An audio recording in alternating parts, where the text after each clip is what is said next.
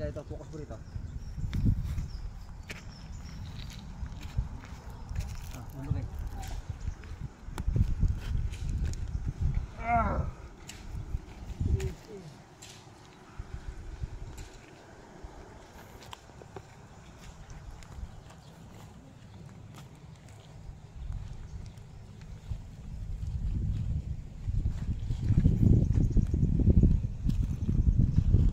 Dapat nga si mami nag-video dito.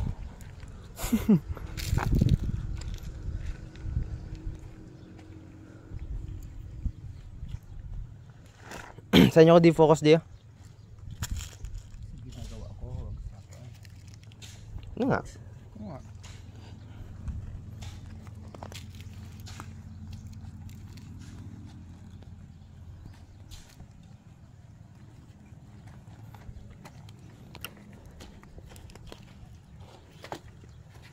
Ito, pukusa yung mga ganito. Oh. Ito yung proseso niya.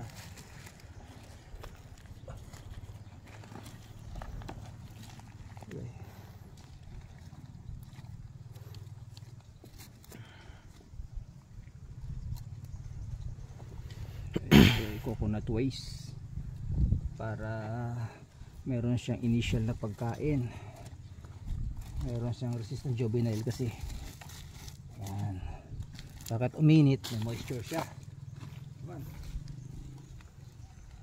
Ito pukusan to, compost fertilizer, yan, process compost fertilizer. Yan, halika yan.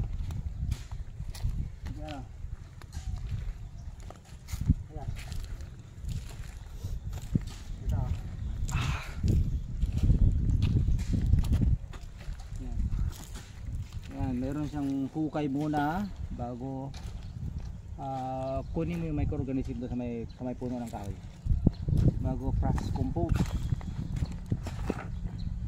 Ito ay process compost na mayroong kuan tawag nito, tayo ng kuan na granule na tayo ng paniki, tawag ito sa fertilizer na ito. Basta yun na yun, tayo ng paniki na process, under process siya. So masama maglagay ng hindi pa decompose na fertilizer sa halaman kasi iinit pa yon. Ito kasi process na siya, dumaan na sa machine. So hindi na siya mainit. Tapos nag-additional tayo ng microorganism. So yan, microorganism. So ito ay mycorrhiza fungus. So pumapasok ito sa halaman, sa sistema ng halaman. Seasoning the plants.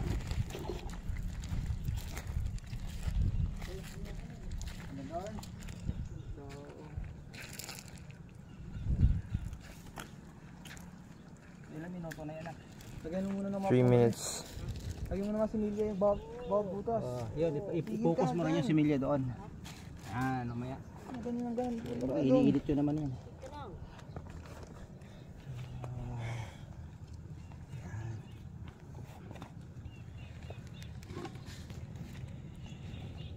Can't see crap.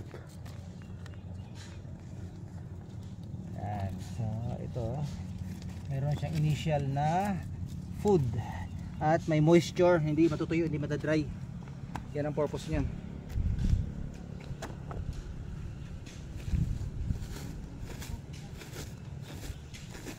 So i-focus mo yung iba, yun tapos na nandoon. Yan hanggang doon, tapos na. So pupusan mo rin yung paikot. Ayan na. Tandaan na.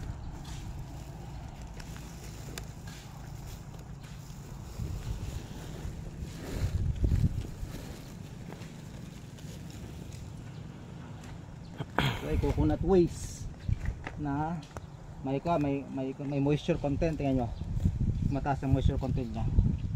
Ayan o, tumutulo, di ba? So mataas. So since na mainit ngayon, hindi siya masisira kasi mayroon siyang tubig, may capacity to hold water. At the same time, maraming microorganism at saka organic matter. Maraming organic matter yan. So pag nilagay natin dito, hindi ito basta ma-stress. Kahit na maliit pa ito siya, ang bilis itong lumaki. kasi you know, so hindi siya may stress dahil yung nakatakip sa kanya ay may moisture. So yan, may moisture yung nakatakip sa kanya, so hindi siya kahit mag-init, hindi basta-basta kukubi natin ng manipis para hindi mag-evaporate yung water. So ganyan lang yan. As time goes by, umangat yan, tatabunan. Itabi ito. Lahat ng silupin nga ilagay mo. Itabi. Lahat ng silupin.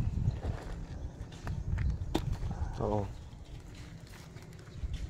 So the question is, bakit tayo nagtatrabaho ngayon?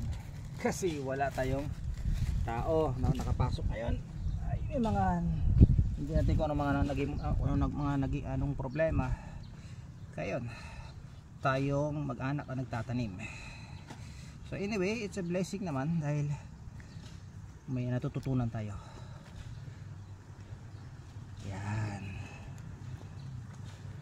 So diba, hindi siya madadry. Yan.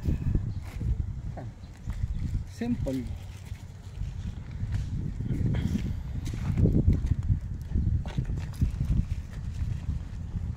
Dalawa Tulad kanya yan. yung tulungan. Yan, nalagyan natin ng compost.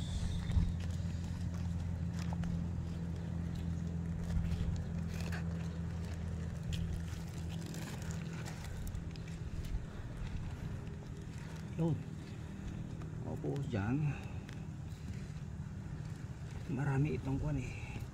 Good bacteria.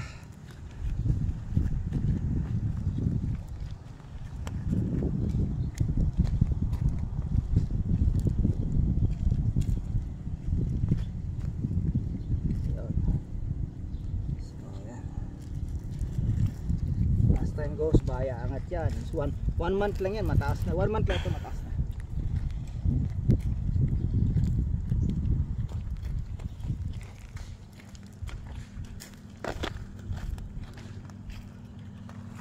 Paul, ikaw na naman.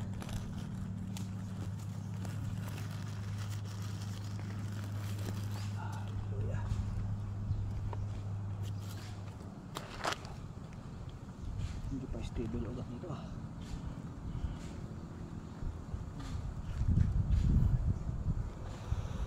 Ano pa man. Basta ito, hindi ko na.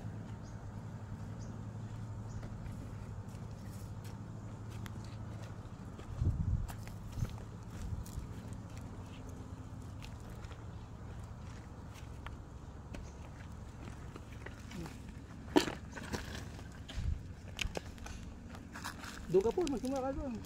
Ito yung compost. Paano mo makapagsimula kung wala akong ano? Ganyan. Start ripping. Ripping them apart. Ripping the plantations. I meant the plantations. Banana plantation.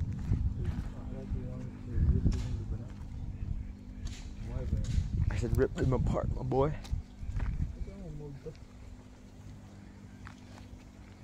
Cause your brain is in the gutter. Okay. Oh, ito na naman. Si Junior, marami na nahakot oh. Ay, hindi yan. Sabi mo, nilagay mo na may abono. Wala palang abono tol eh. Hindi, may abono na yan. Wala lang compost. So, yan na siya. Sige na, okay na. Hindi ko pa nalalagay eh. Ano, videoan ka ba to? Oh, wala namang problema yan eh. Kapag na masyado mahirapan siya mag-edit. Jesus. Kaya maisin na. Ano? Tapos na to, diba? End ko na to? Ayun na lang.